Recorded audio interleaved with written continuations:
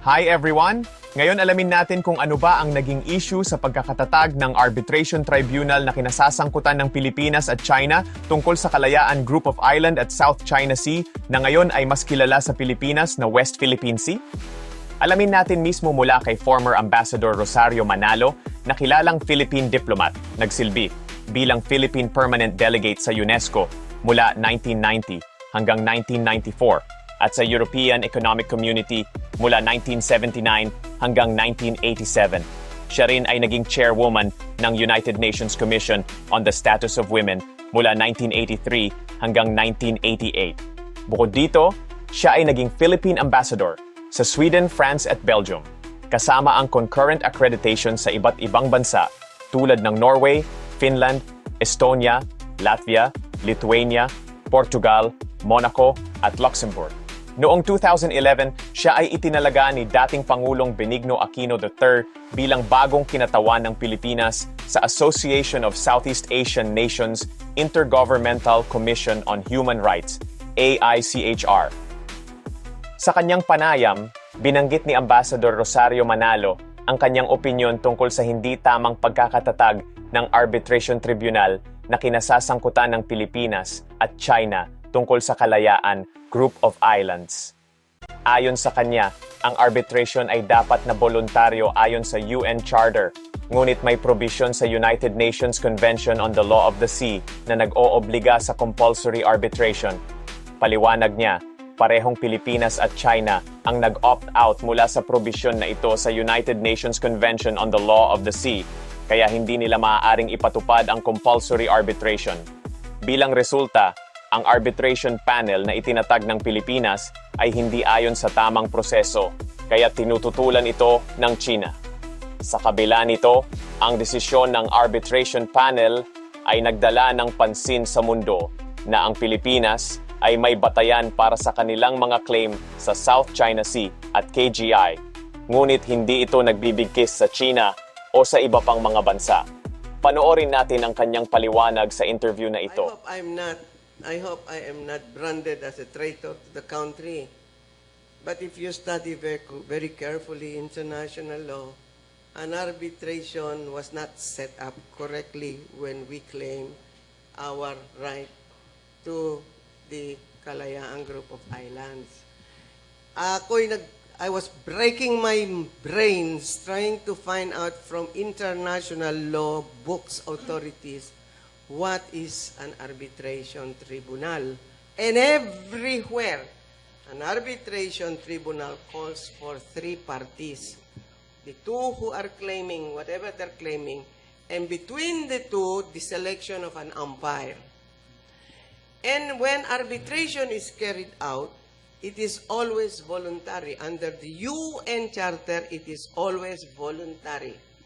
However, in the UNCLOS, there was a provision or an attachment or something that made arbitration as a mechanism for solving compulsory under the UNCLOS.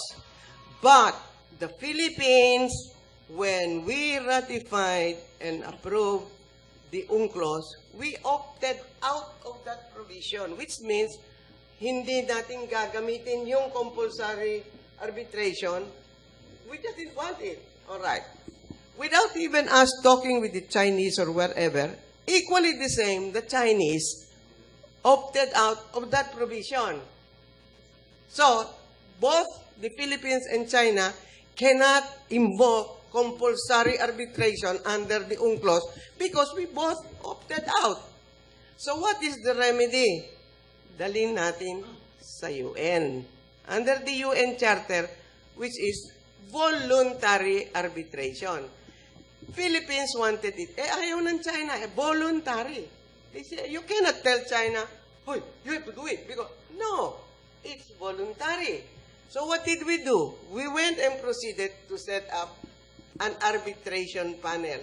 That is not even an arbitration panel. That's just a Philippine panel handpicking the people who will render the very issue that we want at binabayaran nyo ng panahon nila.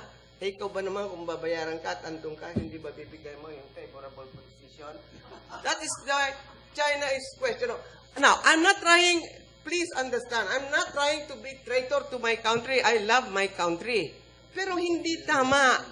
Sino may sulsul nyo? Kayo nang draw the conclusion, ano?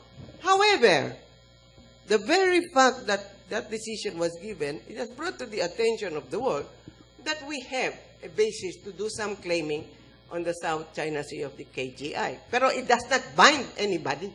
It's just a position taken by the Philippines, and with the arguments we're giving, ito importante at bakit importante sa atin sa Pilipinas. But that's, to me, an opinion of a plus for us. But it does not bind China nor anybody else in the world.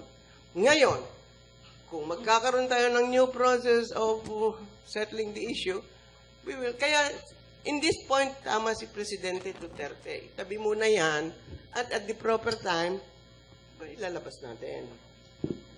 Ibig sabihin kung nag-opt out ang Pilipinas at China, pinili nilang hindi lumahok o sumali sa isang partikular na kasunduan o probisyon.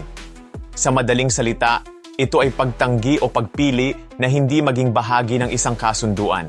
Halimbawa, kung ang isang bansa ay nag-opt out sa isang probisyon sa isang internasyonal na kasunduan, ibig sabihin nito ay pinili nila na hindi sumunod o hindi maging saklaw ng probisyon na iyon.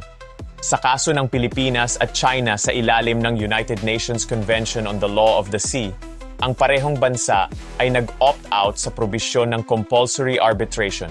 Ibig sabihin, ay pinili nilang hindi sumailalim sa sapilitang arbitration sa ilalim ng kasunduang iyon. Salamat sa panonood. Huwag kalimutang mag-like, mag-comment at mag-subscribe para sa higit pang mga kaalaman.